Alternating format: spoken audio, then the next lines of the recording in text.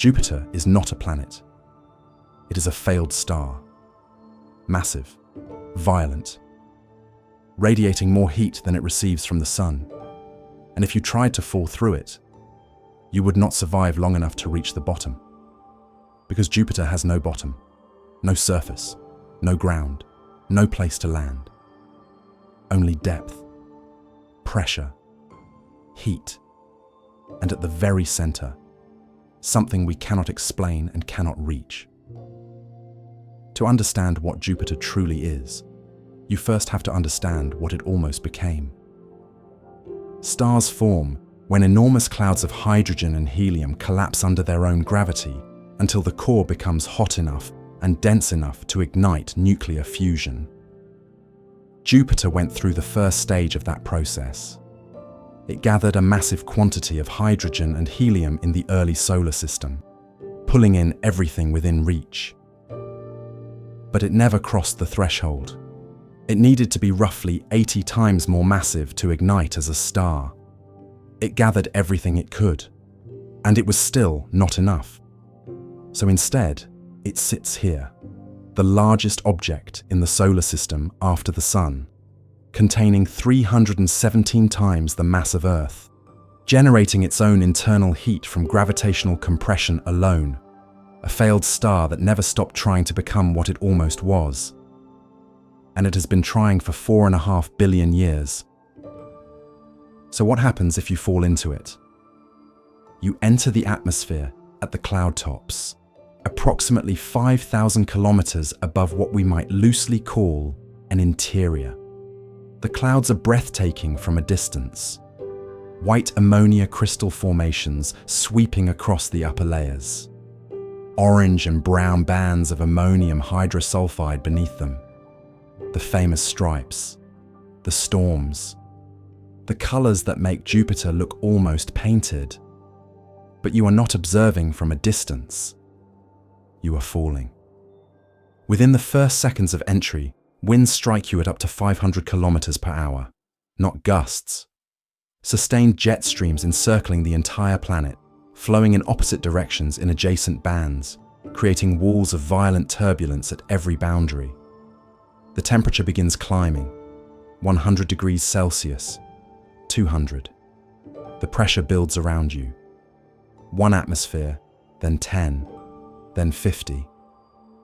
At roughly 1,000 kilometers depth, pressure reaches 1,000 atmospheres. Temperature exceeds 6,000 degrees Celsius. See, hotter than the surface of the sun. Nothing we have ever built survives this. No material science on Earth produces something that withstands 1,000 atmospheres and 6,000 degrees simultaneously. Nothing we will build in the foreseeable future survives this either. And still, you fall deeper. The gas around you is no longer behaving like gas. The pressure has compressed it past the point where gas and liquid are distinct states.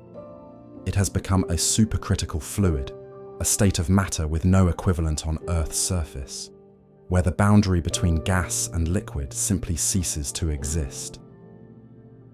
And then, at approximately 20,000 kilometers depth, something happens that should not be possible under any conditions we can recreate in a laboratory. Hydrogen becomes a metal. Under pressures of millions of atmospheres, the electrons surrounding hydrogen atoms are squeezed entirely free of their nuclei. They no longer belong to any individual atom. They become a shared flowing sea of charge, moving through the compressed hydrogen the way current moves through copper wire. This is the precise definition of a metal. Not its shine, not its hardness. A metal is any substance whose electrons flow freely as a collective.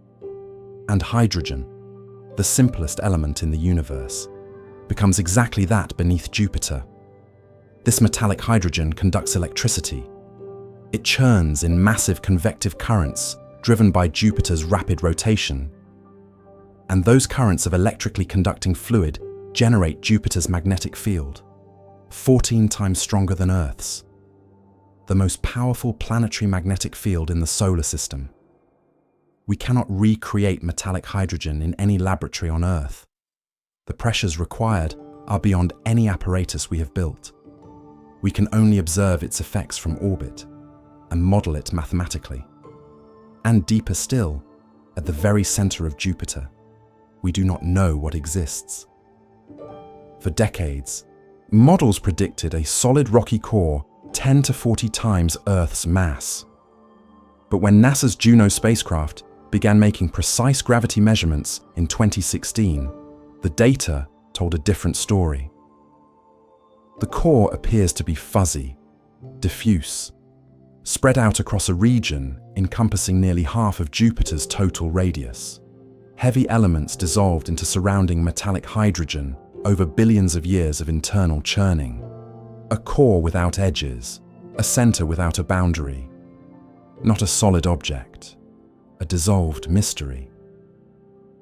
Then there is the storm, the Great Red Spot, a single continuous storm raging in Jupiter's southern hemisphere for at least 350 years, since the earliest telescopic observations of the 1600s, possibly far older. We simply have no observations before telescopes were invented to tell us how long it has truly been turning. It is wider than Earth. Its outer winds reach 500 kilometers per hour. Its cloud tops sit 8 kilometers higher than the surrounding atmosphere.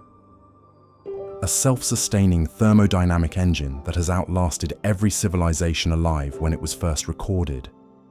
Every empire, every dynasty, every political system that existed when Galileo pointed his telescope at Jupiter in 1610 is gone. Now, the storm outlasted them all.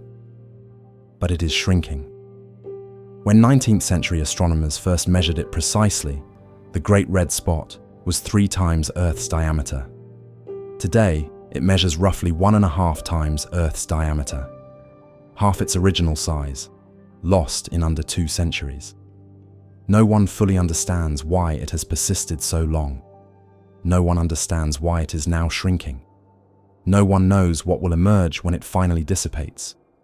If it dissipates. A 350-year-old thermodynamic puzzle, sitting in plain sight, unsolved. In 1995, NASA sent a probe directly into Jupiter's atmosphere.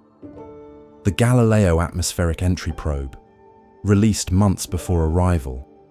It entered the atmosphere at 47 kilometers per second, fast enough to cross an entire continent in under 2 minutes. The heat shield reached 15,000 degrees Celsius during entry. Then a parachute deployed, and for 57 minutes, the probe fell through Jupiter's clouds, transmitting temperature, pressure, wind speed, and composition data back to the orbiter above in real time. It measured winds stronger than any model had predicted, temperatures hotter than expected at those depths, lightning bolts thousands of times more powerful than any lightning on Earth. At 57 minutes, the pressure crushed it, the heat consumed it. We got 57 minutes inside Jupiter, and Jupiter gave us nothing more. NASA's Juno spacecraft has been orbiting since July 2016, making close passes over the cloud tops every 53 days, scanning the interior with microwave radiometers, mapping the gravity field, measuring the magnetic structure in unprecedented detail. Juno has revealed that Jupiter's atmospheric winds extend 3,000 kilometers deep, far deeper than predicted. That the magnetic field is lumpy and asymmetric. That the interior does not match our best theoretical models. Every orbit rewrites something we thought we understood. But the core remains unreachable. The pressures at Jupiter's center are beyond any instrument we can build. No probe survives long enough. No material exists that functions under millions of atmospheres.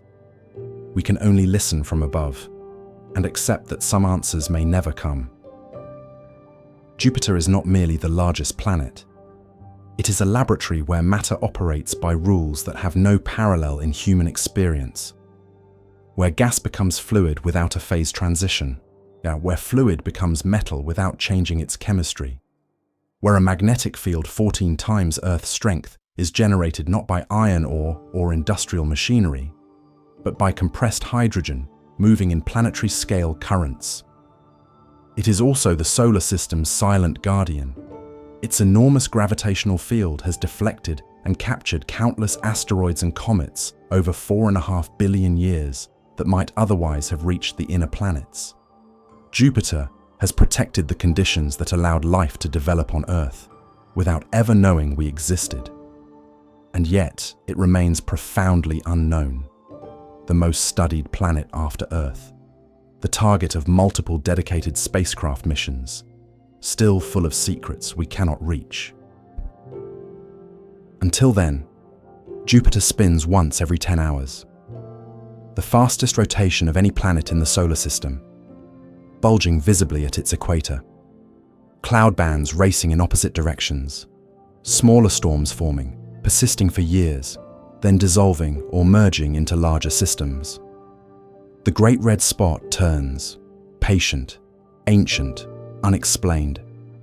The metallic hydrogen churns in the darkness far below, conducting electricity in a state of matter we cannot recreate, powering a magnetic dynamo that has been running for 4.5 billion years without pause.